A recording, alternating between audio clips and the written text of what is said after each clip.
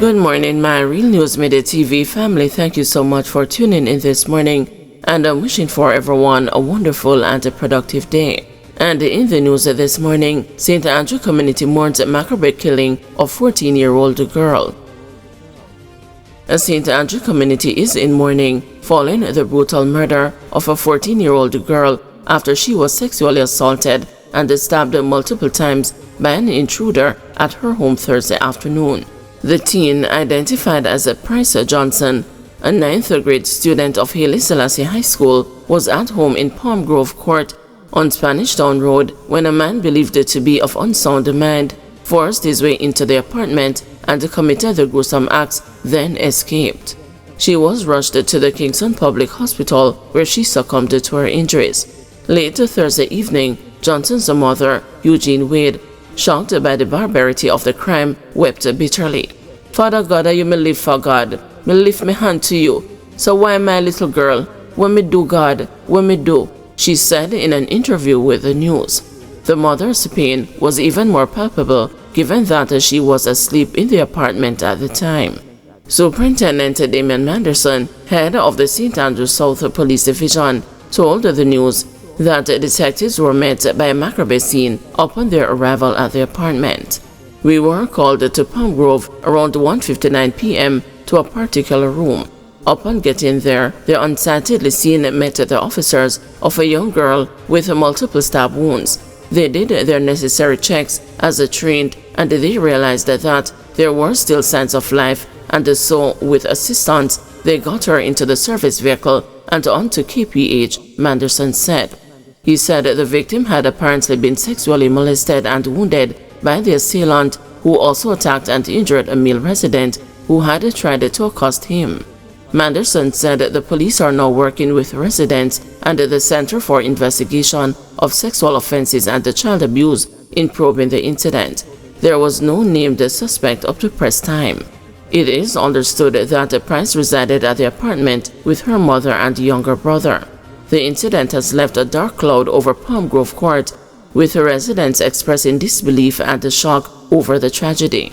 "We feel shaken up about the situation. To know that 15 years me live here so, and it's the first me I see something like this, and it is a promising young lady," said a resident of the apartment complex. Other residents described the teenager as quiet and well-mannered. 2 Haitians arrested during St. Elizabeth operation. A firearm was seized and 2 Haitian women arrested during an operation in Party, St. Elizabeth on Thursday morning, police say. Head of the St. Elizabeth Police, Superintendent Coleridge Minto, said the operation took place about 11 a.m. The police, acting on information, visited an address. On arrival at the location, 1 man ran from the premises into the swampy area. 2 females were detained. They were confirmed to be Haitians. A 9mm Browning pistol was also seized, he said. Minter said the police extensively searched the premises, even as he said this latest seizure is the 3rd one in recent days. "We continue to appeal to our citizens to provide any information that they have that can assist the police, to share it with 119 or the Black River CIB," he said. Man charged for machete attack on St. Anne's Bay Mayor Michael Bell Nevis at his property. The police in St. Mary have charged the man who attacked and chopped St. Anne's Bay Mayor Michael Bell Nevis at his property in Boscobel in the parish last month. Charged with housebreaking, wounding with intent, and malicious destruction of property is 34-year-old Chad Thomas of Ramble in Aracabessa in the parish, who was shot during the incident. The incident happened on Monday, January 20. Reports from the Aracabessa police are that about 11 p.m., Bell Nevis visited his premises, which is currently under construction, and upon his arrival, he observed his television light on and decided to investigate further. He reportedly saw Thomas, whom he had seen before, but did not know by name, sitting on a couch, according to the police. The mayor reportedly ordered him to leave the premises, but Thomas attacked him with a machete, inflicting several wounds to his head and hands. During the attack, Thomas was shot and injured. The police were summoned. The police say both the men were taken to hospital for treatment. Thomas was subsequently arrested and later charged after an identification parade conducted on Monday, February 3. His court date is being finalized. Yuatan man charged for allegedly stealing over $1 million through fraudulent online transactions. A 21-year-old St. Catherine man has been charged by the police for allegedly using someone else's account to spend over $1 million on online transactions. He is a Mackay Smith, also known as a Kai, a laborer of Tucker Road in Yuatan, who is charged with unauthorized access to computer data, simple larceny, and a conspiracy to defraud.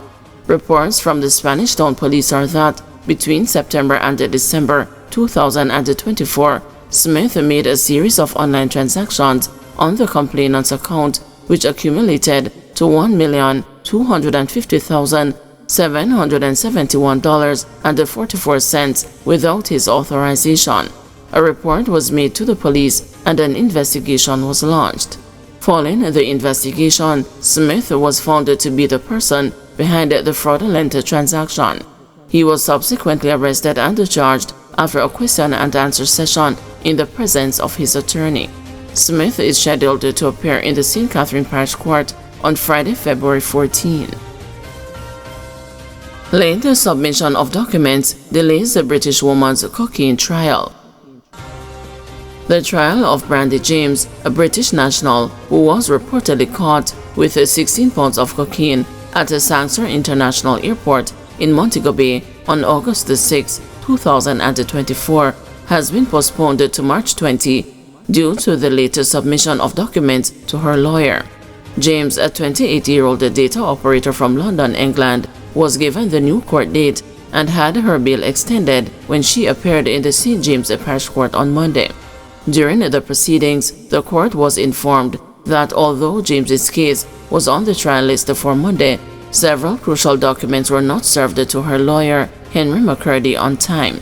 These included the forensic certificate, a chain of custody statement, and a notice of intention to tender the relevant documents into evidence. In response, Presiding Judge Keisha Grant-Price stated that due to the late submission of these documents, the trial could not commence for at least another month. You are supposed to be served the notice of intention and the forensic certificate 1 month before the trial. Given the current circumstances, this matter must be set 30 days hence, Grant-Price told McCurdy before scheduling March 20 as James's next court date. Under Sections 31E and 31F of the Evidence Act, any party in a hearing intending to tender a statement into evidence must notify all other parties in the proceedings at least 21 days before the hearing. It is worth noting that when James's case was previously mentioned on November 25, 2024, the prosecution was ordered to provide McCurdy with all relevant documents by or before December 11. No explanation was given on Monday regarding the delay in submitting the documents. According to allegations, on August 6, 2024, James checked in at the Sangster International Airport in Montego Bay, St. James, to board a Virgin Atlantic flight to London. During a routine security screening, 4 packages of a white substance, later identified as cocaine, were discovered inside the 2 false compartments in her suitcase. James was taken into custody and interviewed in the presence of her attorney, following which she was formally charged with breaches of the Dangerous Drugs Act. James was among 27 foreign nationals arrested and charged with various drug-related offenses between January and September 2024, according to statistics released by the Jamaica Constabulary Force. Guys, thanks for watching. Please join us this afternoon at 2 p.m. for another news update.